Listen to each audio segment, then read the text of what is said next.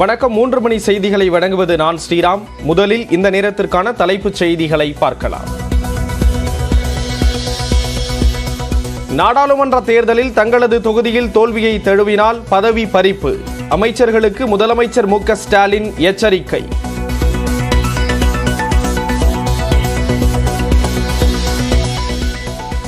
அமலாக்கத்துறை அதிகாரி அங்கித் திவாரி மீதான வழக்கை லஞ்ச ஒழிப்புத்துறை, அமலாக்கத்துறை என இருதரப்பும் விசாரிக்க தடை விதித்த உச்சநீதிமன்றம். வழக்கு தொடர்பான ஆவணங்கள் அனைத்தையும் தாக்கல் செய்ய உத்தரவு.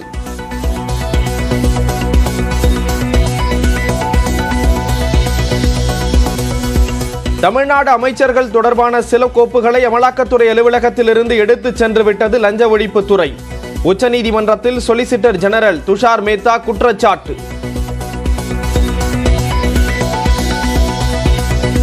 ஒரு மாதத்தில் கட்சி தொடங்க விஜய் திட்டமிட்டுள்ளதாக தகவல். மக்கள் இயக்க மாவட்ட நிர்வாகிகளுடன் சென்னையில் ஆலோசனை.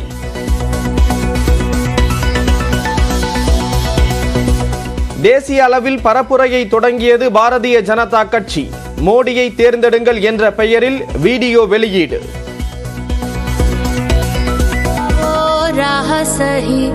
जो जनहित में हो चुना वही, सपने नहीं हकीकत बुनते, तभी तो सब मोदी को चुनते, तभी तो सब मोदी. நாடாளுமன்ற தேர்தலுக்கான பரப்புரையை உத்தரப்பிரதேசத்தில் தொடங்கினார் பிரதமர் நரேந்திர மோடி. பாஜகவின் தேர்தல் அறிக்கை தயாரிக்க இளைஞர்கள் பங்களிக்க வேண்டும் என அழைப்பு.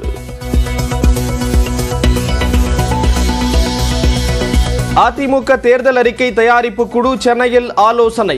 கூட்டணி பற்றிய கேள்விக்கு அரசியலில் எதுவும் நடக்கலாம் என ஜெயக்குமார் பதில். No enemy no friends. அரசியலில் எது வேணாலும் நடக்கலாம், பொறுத்து பாருங்க. ஓகே. அதிமுக அழைத்தாலும் கூட்டணி வைக்க மாட்டோம். மார்க்சிஸ்ட் மாநில செயலாளர் கே பாலகிருஷ்ணன் திட்டவட்டம்.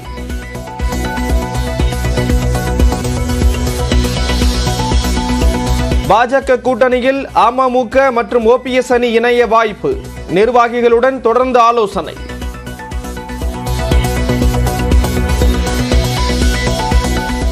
பல்லடம் பகுதியில் அடையாளம் தெரியாத நபர்களால் செய்தியாளர் தாக்கப்பட்ட சம்பவத்துக்கு முதலமைச்சர் மு.க. ஸ்டாலின் கண்டனம்.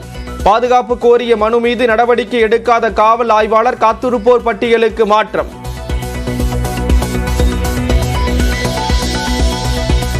முன்னாள் அரசு வழக்கறிஞர்களுக்கான 2,39,00,000 ரூபாய் கட்டண பாக்கி 4 வாரங்களில் வழங்கப்படும்.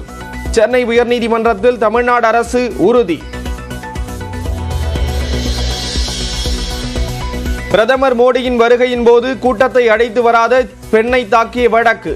பாஜக நிர்வாகி அமர் பிரசாத் ரெட்டி தலைமறைவு.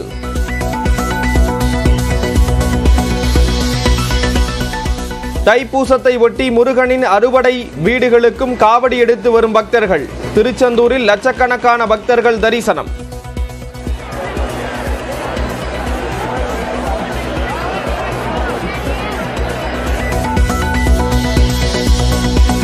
தைப்பூசத்தை ஒட்டி பழனியில் ஆட்டம் பாட்டத்துடன் காவடி எடுத்து வரும் பக்தர்கள்.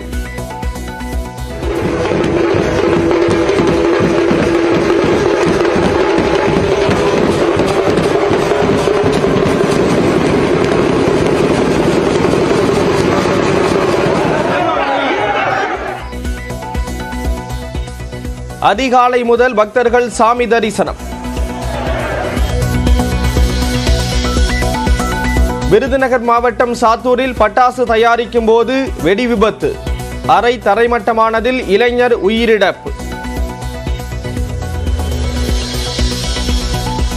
கேரள சட்டசபையில் ஒரே ஒரு பத்தியை மட்டும் படித்த ஆளுநர் ஆரிஃப் முகமது கான் 61 பக்க உரையை 1 நிமிடத்தில் வாசித்துவிட்டு வெளியேறியதால் பரபரப்பு. 1 கோடி ரூபாய் மான நஷ்டஈடு கேட்டு உசேன் என்பவர் தொடர்ந்த வழக்கு. நடிகர் பாபி சிம்ஹா பதிலளிக்க சென்னை ஆலந்தூர் நீதிமன்றம் உத்தரவு. இந்தியாவுக்கு எதிரான முதல் டெஸ்ட் கிரிக்கெட் போட்டி 246 ரன்களில் சுருண்டது இங்கிலாந்து.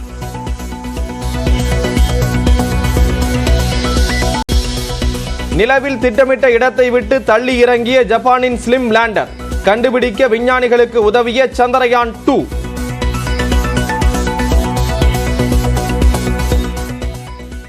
மக்களவை தேர்தலில் வெற்றியை நழுவவிட்டால் அந்தந்த தொகுதியை தேர்ந்த அமைச்சர்களின் பதவி நழுவிவிடும் என அமைச்சரவை கூட்டத்தில் முதலமைச்சர் எச்சரிக்கை விடுத்துள்ளதாக தகவல் வெளியாகியுள்ளது.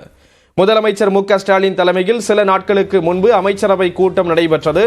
அப்போது மக்களவை தேர்தலுக்காக ஒருங்கிணைப்பு குழு கூட்டம் அமைக்கப்பட்டுள்ளதாகவும் தொகுதிகளில் தீர்க்க முடியாத பிரச்சனைகளை அந்த குழுவின் கவனத்துக்கு கொண்டு செல்லவும் முதலமைச்சர் அறிவுறுத்தியதாக கூறப்படுகிறது. 40 தொகுதிகளிலும் வெற்றி என்பது மிக மிக முக்கியம் என்றும் திமுக பங்கு வகிக்கும் ஆட்சி மத்தியில் அமைய வேண்டும் என்றும் ஸ்டாலின் கூறியதாக தகவல் வெளியாகியுள்ளது. தேர்தல் வெற்றி மற்றும் தோல்விக்கு அந்தந்த மாவட்ட அமைச்சர்கள்தான் பொறுப்பேற்க வேண்டும் என்றும் வெற்றியை நழுவவிட்டால் அமைச்சர் பதவி பறிபோகும் என்பதை மறவாதீர்கள் என்றும் முதலமைச்சர் எச்சரித்ததாக கூறப்படுகிறது. கூட்டணி வேட்பாளர் குறித்த குறைகளுடன் தன்னிடம் வர வேண்டாம் என்றும் அனைத்து வேட்பாளர்களையும் தானே இறுதி செய்கிறேன் என்பதை மனதில் வைத்து வெற்றிக்கு பாடுபட வேண்டும் என்றும் அமைச்சர்களுக்கு முதலமைச்சர் அறிவுறுத்தியதாக கூறப்படுகிறது. அமலாக்கத்துறை அதிகாரி அங்கித் திவாரி லஞ்சம் பெற்ற வழக்கை தமிழ்நாடு லஞ்ச ஒழிப்புத்துறை மற்றும் அமலாக்கத்துறை விசாரிக்க உச்சநீதிமன்றம் தடை விதித்துள்ளது. அமலாக்கத்துறை அதிகாரி அங்கித் திவாரி லஞ்சம் பெற்ற வழக்கை சிபிஐக்கு மாற்றக் கோரி அமலாக்கத்துறை சார்பில் உச்சநீதிமன்றத்தில் மனு தாக்கல் செய்யப்பட்டது. இந்த வழக்கு நீதிபதிகள் சூரியகாந்த் மற்றும் KV விஸ்வநாதன் அமர்வு முன்பு விசாரணைக்கு வந்தபோது அமலாக்கத்துறை அலுவலகத்தில் இருந்து அங்கித் திவாரிக்கு தொடர்பில்லாத ஆவணங்களை தமிழ்நாடு காவல்துறை கொண்டு சென்றதாக அமலாக்கத்துறை கூறியது. குறிப்பாக தமிழ்நாடு அமைச்சர்கள் தொடர்பான சில கோப்புகளை அமலாக்கத்துறை அலுவலகத்திலிருந்து எடுத்துச் சென்று விட்டதாக அமலாக்கத்துறை குற்றம் சாட்டியது. மேலும் சட்டவிரோத வழக்குகளில் உரிய அடிப்படை ஆவணங்களை தமிழ்நாடு அரசு வழங்குவதில்லை என்றும் மத்திய அரசு வழக்கறிஞர் வாதிட்டார். அமலாக்கத்துறை சம்மன் பெறப்பட்ட பல மூத்த அதிகாரிகள் மாநில அரசின் அனுமதி பெற்று விசாரணைக்கு ஆஜராவதாக மத்திய அரசு வழக்கறிஞர் குற்றம் சாட்டினார். அப்போது குறுக்கிட்ட தமிழ்நாடு அரசு தரப்பு வழக்கறிஞர் கபில் சிபில் மத்திய விசாரணை அமைப்புகளால் மாநிலங்கள் குறிவைத்து தாக்கப்படுவதாக வாதிட்டார். இதனைத் தொடர்ந்து காழ்ப்புணர்ச்சி அடிப்படையில் யாரும் கைது நடவடிக்கைகளில் ஈடுபடக்கூடாது என்று கூறிய நீதிபதிகள் அவ்வாறு இருப்பின் அதை நீதிமன்றம் வன்மையாக கண்டிப்பதாக தெரிவித்தனர். முறையான விசாரணையை மேற்கொள்ள இரண்டு தரப்புக்கும் ஒத்துழைக்கவில்லை என்றால் நீதிமன்றம் உத்தரவு பிறப்பிக்க வேண்டியிருக்கும் என்று நீதிபதிகள் எச்சரித்தனர். இதுவரை கைப்பற்றப்பட்ட ஆவணங்களை உச்சநீதிமன்றத்தில் தாக்கல் செய்ய தமிழ்நாடு லஞ்ச ஒழிப்புத்துறைக்கு நீதிபதிகள் உத்தரவிட்டனர்.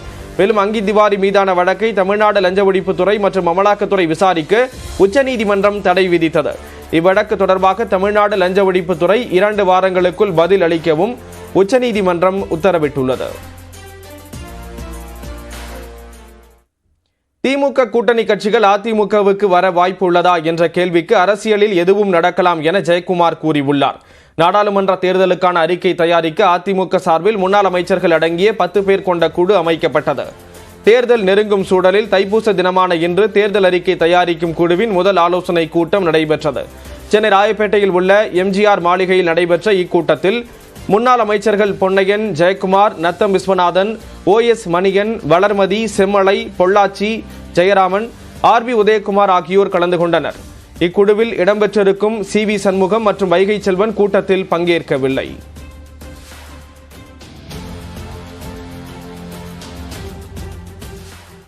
அதிமுகவின் தேர்தல் அறிக்கை மக்கள் நலன் சார்ந்த சூப்பர் ஹீரோவாக இருக்கும் என்று முன்னாள் அமைச்சர் ஜெயக்குமார் தெரிவித்தார். தேர்தல் அறிக்கை தயாரிக்கும் குழுவின் முதல் ஆலோசனை கூட்டத்திற்கு பிறகு செய்தியாளர்களை சந்தித்த அவர் திமுக கூட்டணி கட்சிகள் அதிமுகவுக்கு வர வாய்ப்புள்ளதா என்ற கேள்விக்கு அரசியலில் எதுவும் நடக்கலாம் என கூறினார். 2021 சட்டமன்ற தேர்தலில் அவர்கள் தயாரித்து அதன் அடிப்படையில் மக்கள் அதை தற்காலிகமாக நம்பி வாக்களிச்சாங்க. ஆனால் இன்னைக்கு மக்கள் பொய்யான வாக்குறுதிகள், நிறைவேற்ற முடியாத வாக்குறுதிகள், அந்த வகையில் இன்னைக்கு மக்கள் முழுமையாக தெளிவு பெற்றுட்டாங்க. இனி எந்த விதமான அந்த கிளுகிழுப்பு காட்டி இந்த குழந்தைகளை ஏமாத்துற மாதிரி தமிழ்நாட்டு மக்களை எந்த காலத்தில் திமுக இனிமேல் ஏமாற்ற முடியாது. அதனால எங்களுடைய தேர்தல் அறிக்கை ஒரு பெரிய சூப்பர் ஹீரோவா தமிழ்நாட்டில் இருக்கும். No enemy no friends. அரசியலில் எது வேணாலும் நடக்கலாம், பொறுத்து பாருங்க. ஓகே. அதிமுக உடனான கூட்டணி அழைப்பு குறித்து பரிசீலிக்க வேண்டிய அவசியமே இல்லை என்று மார்க்சிஸ்ட் கம்யூனிஸ்ட் கட்சியின் மாநில செயலாளர் K. பாலகிருஷ்ணன் தெரிவித்திருக்கிறார். பிஜேபி இந்த அளவுக்கு ஆட்டம் போடுகிற போது அவங்களுக்கு எல்லா விதத்திலும் துணை போனவங்க தான் அதிமுக. நீங்கள் நாடாளுமன்றத்தில் இப்போ நடந்த நாடாளுமன்ற கூட்டத்தில் கூட அவங்க ஒன்றும் எதிர்த்து பேசல. நாளைக்கு நடக்கிற 31ஆம் தேதி நடக்கக்கூடிய நாடாளுமன்ற கூட்டத்தில் கூட அவங்க என்ன செய்வாங்கன்னு சொல்ல முடியாது. அவங்க கூட்டணிக்கு கடையை திறந்து வச்சுக்கலாம். ஆனால் எங்களை பொறுத்த வரையில் பாஜகவை உறுதியாக எதிர்த்து களத்தில் நீண்ட நெடிய போராட்டத்தை நடத்தி இன்னைக்கு இந்தியா கூட்டணின்னு ஒன்று உருவாகி தமிழ்நாட்டில் மதசார்பற்ற சக்திகள் ஏற்கனவே 2 தேர்தலில் வெற்றி பெற்றிருக்கிற இந்த சூழ்நிலையில் அவருடைய வேண்டுகோளையோ மற்றதையோ நாங்கள் பரிசீலிக்க வேண்டிய அவசியம் இல்லை. எதிர்வரும் நாடாளுமன்ற தேர்தலில் பாஜகவுடன் அமமுக மற்றும் ஓ பன்னீர்செல்வம் அணி கூட்டணி வைக்க இருப்பதாக தகவல் வெளியாகியுள்ளது. நாடாளுமன்ற தேர்தல் நெருங்கும் நிலையில் அதற்கான பணிகளில் அரசியல் கட்சிகள் தீவிரம் காட்டி வருகின்றன. பாஜகவுடன் கூட்டணி இல்லை என்று திட்டவட்டமாக அறிவித்த அதிமுக தேர்தலுக்கான பணிகளில் மும்முரமாக ஈடுபட்டுள்ளது.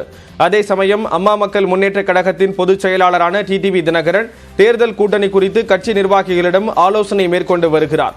ஏற்கனவே தனித்து போட்டியிடுவது அல்லது தேசிய கட்சியுடன் கூட்டணி அமைக்க வாய்ப்பு இருப்பதாக டிடிவி தினகரன் தெரிவித்திருந்தார்.